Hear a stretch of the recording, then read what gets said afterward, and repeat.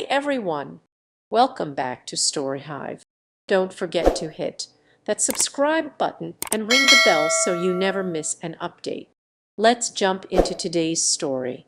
My cheating wife lost it when I refused to sign the birth certificate for the child from her affair. I've been married for 7 years to my 33-year-old wife. 2 years ago, she began a new job and excelled. Initially, she mentioned a coworker she disliked, calling him in a hole. However, her attitude towards him softened over time, and she stopped talking about him much. I didn't see a reason to worry.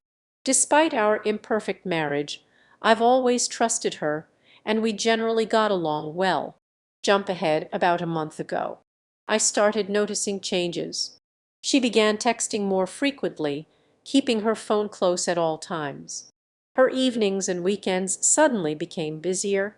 She grew distant, avoided any affection, and started lying about odd things. The final lie happened when she packed for a business trip. When I asked, she claimed she ordered it online and decided it wasn't suitable for a work trip to Florida yet. While she was away, I chose to investigate. Throughout our entire relationship, in her work bag, I discovered a caricature-like drawing of her on hotel paper. Alongside it was a post-it note with directions to her male coworker's house written in her handwriting. Reviewing our bank statements revealed numerous instances where she claimed to be at work, but was actually dining at various city restaurants. This prompted me to dig deeper. As a professional private investigator, I have no qualms about intruding on privacy when faced with substantial suspicion. I legally placed a GPS tracker in her car, which is titled under my name in our state. Upon her return from the trip, she mentioned going to a coffee shop and running errands on a Sunday. Yet her car didn't come close to a Chipotle, but she returned home carrying a Chipotle cup, confirming she'd eaten there. Then, on the following Tuesday, she said she was attending a company dinner and working late. The GPS data showed her leaving work at 3:20 p.m. and remaining at the restaurant until 9:00 p.m. The big problem happened the next Saturday. We were supposed to watch my niece play tennis at 8:00 a.m.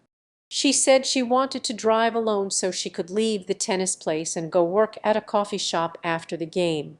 She said she was going to X coffee shop and talked a bit about why she wanted to go there. I said, "Have a good day," and went to my car. Using the GPS, I saw she drove straight to a Comfort Inn motel. I got to the Comfort Inn and waited in a nearby parking lot until I could be sure she was inside, not in her car. I called her from the lobby and asked how X coffee shop was. She said it was good and asked why I wanted to know. I just said, "Come down here so we can talk." When she came down, she said, "It's not what you think. He has to do this because he's been caught with other girls before." I asked what she meant, and she said he always works in hotel rooms. She said they didn't do anything physical, and that's when I told her to get out of my car. I left and she called me 50 times. I finally answered and said if she tells even one lie, I'm hanging up. She admitted they kissed once about 5 months ago, but said it was a mistake and meant nothing. She kept saying they were just working. I asked how many times she met him in hotels, and she said about 10 in the last 9 months. Then I asked what she did on that Tuesday, and she got defensive. She said she was at work all day until a work dinner. I told her I thought she was lying and hung up. She came to our house while I was loading my stuff. She stayed in the driveway, refusing to move until we talked. She was crying and saying sorry, really upset. That day I left, and it's been a month since then. We've met a few times for her to explain things, but when I ask my questions, she gets upset, defensive, and says answering isn't good for us. She's lied about small things, and when I call her out, she's affirmed that it wasn't a romantic thing. She claimed they were just good friends and he was helping with her job. Their talks got inappropriate, discussing our problems. She confessed to texting him and deleting the texts, saying they weren't romantic but could be seen as flirting. She said he helped with her depression and work. I want to trust her maybe because I love her, or I'm scared of the truth. I'm stuck trying to find the truth, but even if I find it, I don't see how I can get past what I already know. Am I losing it? Update: we're a month post D-Day. I conversed with her last night. Here's the scoop: I inquired about her chats with the man in the past 4 weeks. She mentioned he's clueless about my confrontation at the D-Day hotel. She hasn't discussed it with him, deeming it a marital issue unrelated to him. I asked about cutting off non-work talks with him. She claimed she's scaling back. That phrase set me off. She believes she must taper instead of going no contact because he's unaware of me catching her. She then fibbed about a trivial detail. I called her out, utterly sure she was lying. She vehemently denied it, never yielding. I let it go, adding it to the heap of unresolved problems. After she claimed to be tapering off social talk with the other man, I stashed a voice recorder in my house and split. Last night, I checked the tape and found my wife and this man gabbing for well over an hour in at least 2 calls. The recording stopped in the afternoon, so I assumed they spoke more in the evening. I didn't catch many specifics, but I heard a few incriminating remarks. They discussed our marriage's status, something she claimed he knew nothing about. They chatted about using a secret phone app to avoid detection. She insulted me for arriving late for breakfast.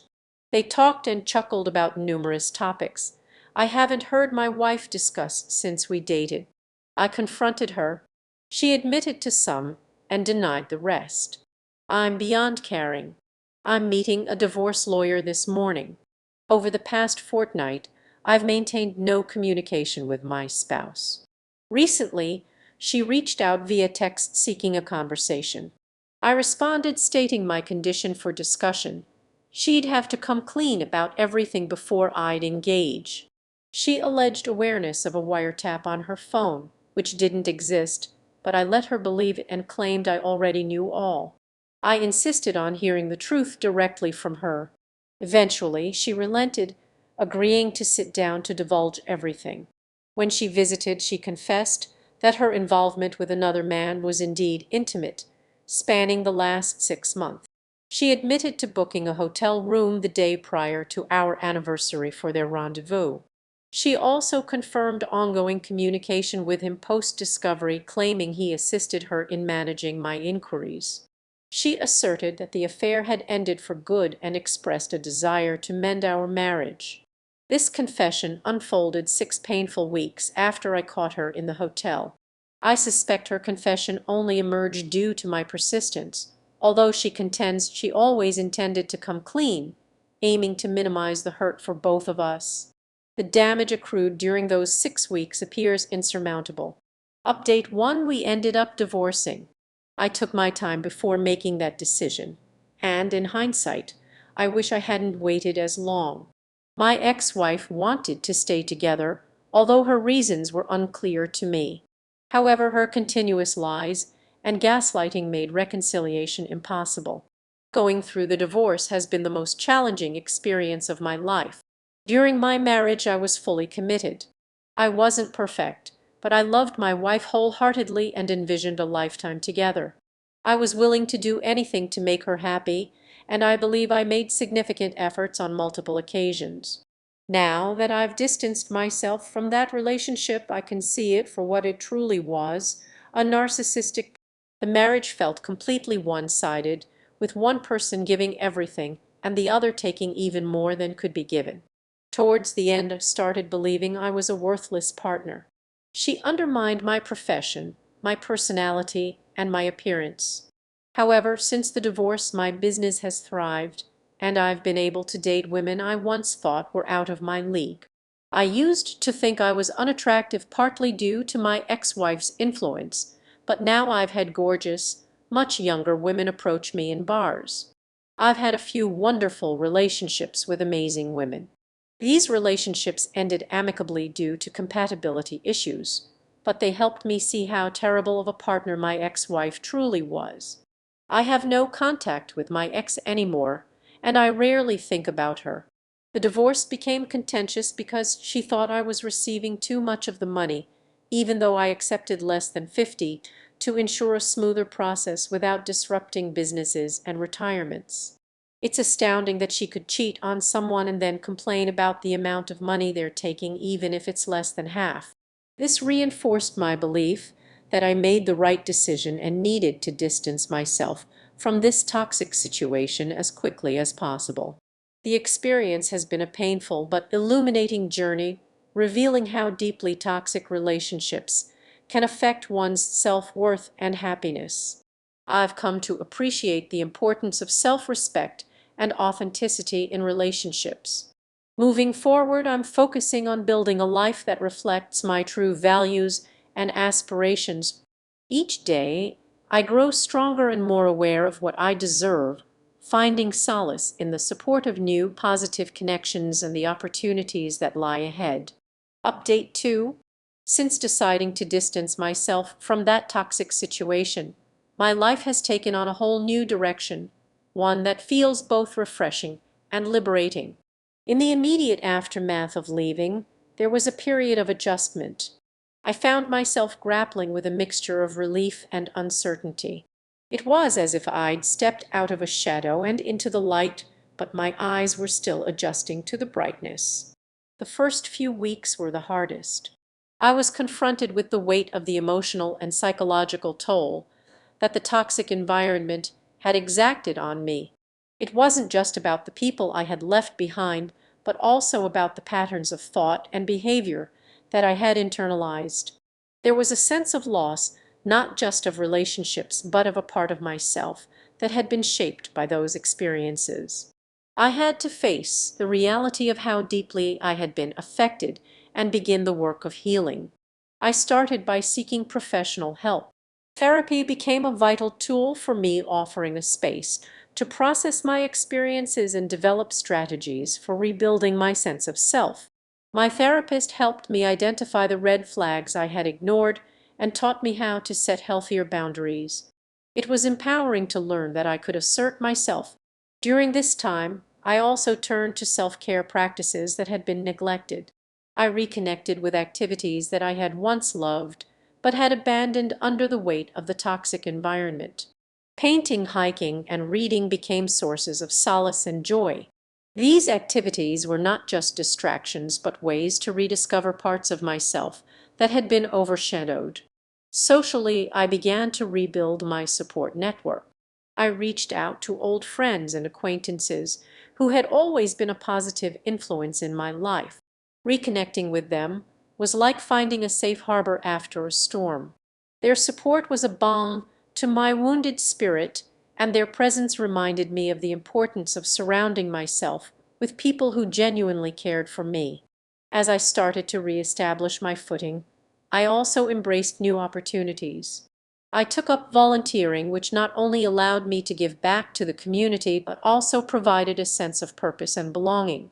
It was a powerful reminder that I could make a positive impact and contribute to something greater than myself. Gradually, I began to notice changes within myself. My confidence grew as I learned to trust my instincts and make decisions that aligned with my values. The sense of empowerment was invigorating.